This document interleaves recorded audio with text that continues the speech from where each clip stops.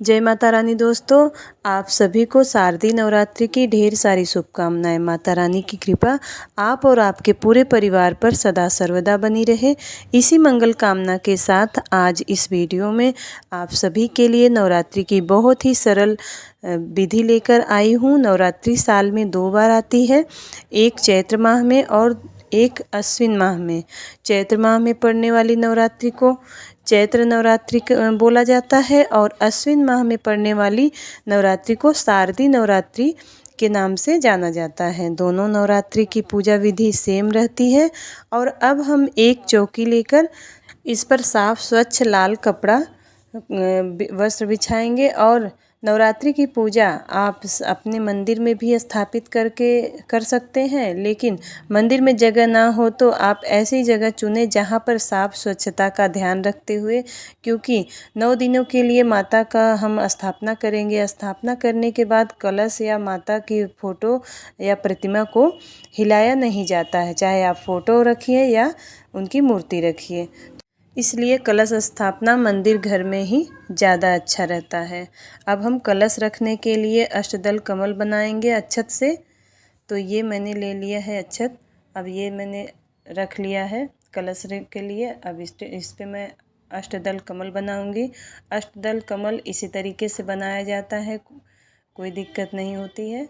बस आप 8 चिन्ह ऐसे खींच लेंगे तो वो अष्टदल कमल बन जाता है। अब मैंने ये ले लिया है तांबे का लोटा और इस पे मैंने बना लिया है स्वास्तिक, पूर्ण स्वास्तिक। और इसके कलश के लिए आप तांबा, पीतल या मिट्टी का भी इस्तेमाल कर सकते हैं। और इस पे पूर्ण स्वास्तिक बनाने के बाद इसमें 1 लोटा जल गले तक आप भर लें, साफ जल। उसमें गंगा जल पहले से ही मैंने डाल दिया था, उसके ऊपर से जल भरा जाता है। अब ये मैं मौली गले पे 3 बार लपेटूंगी। मौली गले पे 3 बार बांधने के बाद मैं इसमें 2 लौंग, इलायची, सुपारी, सिक्का और हल्दी पिसी हुई, आपके पास गांठ वाली हो तो गांठ भी डाल सकते हैं और पिसी वाली हो तो पिसी वाली भी डाल सकते हैं। और आम का गुच्छा 9 पत्ता का या 7 पत्ता का या 5 पत्ते का धोकर रख लें। उस पर हल्दी कुमकुम लगा के मैंने रख लिया है पहले से ही। ये धोकर उसमें हल्दी कुमकुम कर लिया है। ये मेरा 9 पत्ते का है और इस पे मैं रखूँगी ये कलश पे। तो ये रखने के बाद अब इस पे मैं रखूँगी नारियल। ये सही से पत्ता कर लें। आप चाहे तो अशोक का भी पत्ता ले सकते हैं या तो पान का भी पत्ता ले सकते हैं, पर सबसे ज़्यादा शुभ आम का पत्ता माना जाता है। ये है नारियल पानी वाला, जो आप बाज़ार से लाएं तो उसको देख लें कि पानी वाला है कि नहीं। और ये जटा वाला नारियल रहता है, इसका मुख ऊपर की तरफ करके रखें। अगर इस तरीके से रख रहे हैं या तो पूजा करने वाले के सामने उसका मुख होना चाहिए, नारियल का मुख जो होता है। तो अगर इस तरीके से आप रखेंगे नारियल को, और नारियल में एक चुंदरी या लाल कपड़ा या फिर मौली 3 बार या 5 बार लपेट के तो ही रखें। अगर आप इस तरीके से रख रहे हैं नारियल तो अपने मतलब पूजा जो कर रहा है उसके सामने उसका मुख होना चाहिए, लेकिन मैं सीधा रखती हूँ, मैं इसका मुख ऊपर करके रखती हूँ। तो इस तरीके से मैं नारियल की स्थापना करती हूँ। अगर आपके यहाँ वैसे होता हो तो एक पूर्ण पात्र रख के उसके बाद अपने तरफ उसका मुख करके रखें। ये मैंने माता जी के लिए आसन बिछा लिया है, ये गणपति जी के लिए आसन लगा लिया है अक्षत का। अब मैं रखूँगी माता जी को और गणपति जी को। तो ये मेरी माता जी हो गई स्थापित। मेरे पास ये फ़ोटो है माता जी का और मैं इसी से 9 दिन का पूजा करती हूँ। ये गणपति जी की स्थापना कर ली हूँ। अगर आपके पास माता जी का मूर्ति हो या मिट्टी का मूर्ति की स्थापना कर रहे हो तो इसी तरीके से वो भी स्थापना किया जाता है। तो ये हो गया है स्थापना माता जी और गणपति जी का। अब मैं ये लूँगी एक थाली जिसमें स्वास्तिक बना ली हूँ ज्वार बोने के लिए। इसको नीचे में रखूँगी बगल में और इस पे रखूँगी मिट्टी का एक पात्र इसमें ज्वारे बोने के लिए और साफ़ जगह से मिट्टी लेंगे। बहुत से लोग गेहूं का प्रयोग करते हैं, लेकिन मैं जौ का ही प्रयोग करती हूँ। इसे आप चाहें तो एक दिन पहले ही जौ को भिगा कर रख दें। इससे ज्वारे बहुत अच्छा उगता है और ज्वार को साक्षात माता रानी का वास माना जाता है। सभी की स्थापना करने के बाद एक घी का दीपक प्रज्वलित करेंगे और अब इसके बाद जल और फूल की सहायता से सभी का स्नान कराएंगे। और अब हम सबसे पहले गणपति जी को कुमकुम का और अक्षत का तिलक लगाकर सबको वस्त्र रूपी कलावा अर्पित करेंगे। इसी प्रकार से कलश को भी वस्त्र का भाव करते हुए कलावा अर्पित करेंगे और माता रानी को चुंदरी अर्पित करेंगे। ये मेरे पास गणपति जी के लिए यज्ञोपवीत है, तो ये मैं अर्पित कर रही हूँ और ये कलश को कलावा अर्पित कर रही हूँ। और माता रानी के लिए मैं चुंदरी लाई हूँ, जो ये चुंदरी माता रानी को अर्पित करूँगी वस्त्र के रूप में।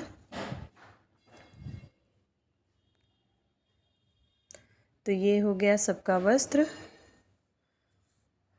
अब मैं हल्दी, कुमकुम, चंदन और अक्षत से सबको तिलक करूँगी, गणपति जी को, माता जी को और कलश को। सभी को हल्दी, कुमकुम, अक्षत से तिलक कर लेंगे।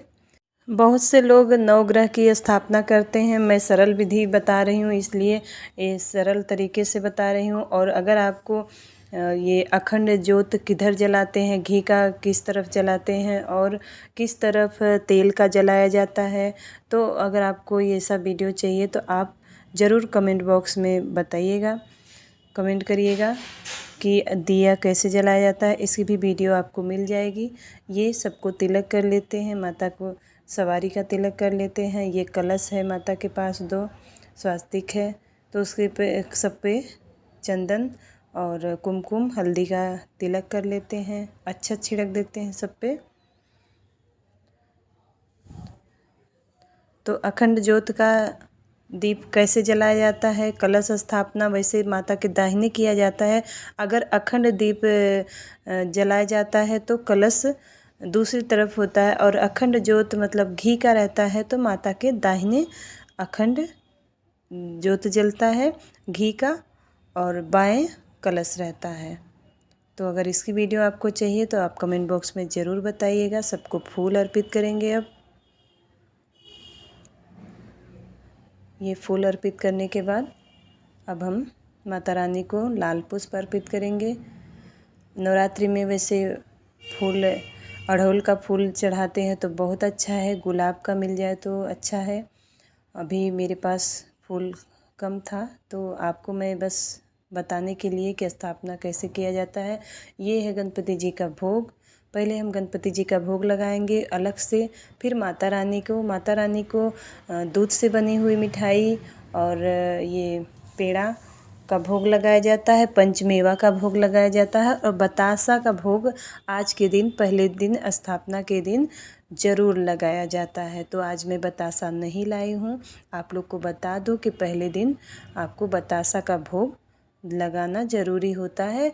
और माता रानी को मौसमी फल आपके पास जो भी उपलब्ध हो, मेरे पास केला है और ये सेब है, तो ये माता रानी को मैं भोग अर्पित करूँगी। अब मैं गणपति जी के लिए 1 गिलास पानी और माता जी के लिए 1 गिलास पानी रखूँगी, क्योंकि भोग लगाने के बाद जल देना ज़रूरी होता है। क्योंकि अपने जैसे खाना खाते हैं तो फिर पानी पीना ज़रूरी होता है, उसी तरह से भगवान की अगर भक्ति भाव से पूजा कर रहे हैं तो भगवान को भी भोग लगाएं तो 1 गिलास पानी अवश्य रखें। तो ये हो गया भोग, और माता रानी और गणपति जी का भोग लग गया है। अब हम ये माता जी को मुख शुद्धि के लिए पान के पत्ते पर 2 लौंग की जोड़ा, वो फूल वाला हो, बिना फूल का ना हो, और 1 इलायची और 1 सुपारी। ये मैं पान कल का लाई थी तो थोड़ा सूख गया है रखने से, तो ये पान का पत्ता आप ऐसे करके मुख शुद्धि के लिए रखेंगे। इसके बाद आप रखेंगे माता जी को दक्षिणा। दक्षिणा रखने से हमारी पूजा पूर्ण मानी जाती है। आपके पास 11 रुपये हो, 51 रुपये हो, 21 रुपया है, 101 रुपया हो, कुछ भी हो, आप दक्षिणा रख सकते हैं। ये माता जी को इत्र अर्पित करेंगे, कलश को इत्र लगाएंगे और गणपति जी को इत्र लगाएंगे। माता जी को फूल में लगाकर उनको अर्पित करेंगे इत्र। तो ये हो गई इत्र सेवा माता जी का। और 9 दिन नवरात्रि में फलाहार का ही भोग लगाया जाता है, क्योंकि हम 9 दिन का व्रत करते हैं। जो व्रत नहीं भी करते हैं वो भी इस नियम का पालन करें तो माता रानी का आशीर्वाद ज़रूर मिलेगा। ये है दक्षिणा। तो ये आपके पास जितना हो सके उतना दक्षिणा रखिएगा, देख के नहीं कि हाँ ये ज़्यादा है तो ज़्यादा रखना है। अपने हिसाब से ही अपने माता जी का भक्ति भाव से आप पूजा करेंगे तो माता रानी आपकी सभी मनोकामना पूर्ण करेंगी। तो ये हो गया माता जी का भोग और दक्षिणा। अब ये धूप दिखाएंगे माता जी को, और धूप दिखाने के बाद फिर हम एक छोटा सा पात्र लेंगे। इसमें ये उपली है, इसको तोड़ के रखेंगे, उसमें कपूर डालेंगे, कपूर से जला लेंगे कपूर को। और इसके बाद जो माता जी को भोग लगाए हैं उसमें से थोड़ा थोड़ा निकाल के 9 बार आहुति देंगे। इससे माना जाता है कि माता रानी भोग अपना तुरंत स्वीकार कर लेती हैं। ये हवन मतलब हवन जैसा आग जला के उसमें डालने से, तो 9 बार हम इसमें डालेंगे। वो सब में से निकाल के पंचमेवा, फल, मिठाई सब में से निकाल के 9 बार आहुति देंगे। उसके बाद हम घी का आहुति देंगे 9 बार। तो इसे माना जाता है कि माता रानी अपना भोग तुरंत स्वीकार कर लेती हैं। तो ये हो गया, इसमें आग में डाल दिए। अब लास्ट में इसमें हम डालेंगे 2 लौंग का जोड़ा और 1 इलायची। उसमें ये जो आग जलाए हैं इसमें हम लौंग का जोड़ा और इलायची डाल देंगे। ये हो गया लौंग का जोड़ा और इलायची। 2 लौंग का जोड़ा जो कि फूल वाला हो, बिना फूल का लौंग ना हो, और 1 इलायची इस अग्नि में डाल के उसके बाद हम फूल की सहायता से ये 3 बार आचमन कर देंगे। तो ये अगर कोई भी यज्ञ किया जाता है तो उसको ठंडा किया जाता है। तो ये हो गई माता रानी की पूजा। और अब हम करेंगे ये कथा का पाठ, और या आप दुर्गा सप्तशती का पाठ कर सकते हैं, दुर्गा चालीसा का पाठ कर सकते हैं। और इसके बाद हम करेंगे आरती। बहुत ही श्रद्धा भाव से आरती करेंगे गणपति जी का, कलश देवता का और माता रानी का। अम्बे तू है जगदम्बे काली, जय दुर्गे खप्पर वाली, तेरे ही गुणे गाए भारती। ओ मैया हम सब उतारे तेरी आरती। तेरे भक्त जनों पे मैया भीड़ पड़ी है भारी, दानव दल पर टूट पड़ो माँ करके सिंह सवारी। 100 सिंगों से भी बलशाली, अष्टभुजाओं वाली, दुखियों के दुख को निवारती। ओ मैया हम सब उतारे तेरी आरती, हो मैया हम सब उतारे तेरी आरती। लास्ट में हम कपूर जलाकर आरती कर लेंगे, कर्पूर गौरम करुणावतारम संसार सारम इसे। फिर उसके बाद माता रानी को आरती दिखा देंगे। उसके बाद हम जल लेकर फूल की सहायता से 3 बार आरती को ठंडा करेंगे। ये 3 बार ठंडा करने के बाद जल से फिर माता रानी को एक बार आरती दिखा के फिर हम सब आरती ले लेंगे और पूरे परिवार के साथ आरती करिए। और उसके बाद सभी को आरती दिखा दीजिए, सब लोग आरती ले लें। अब हम आरती ले लिए और अब पूरा परिवार आरती लेगा।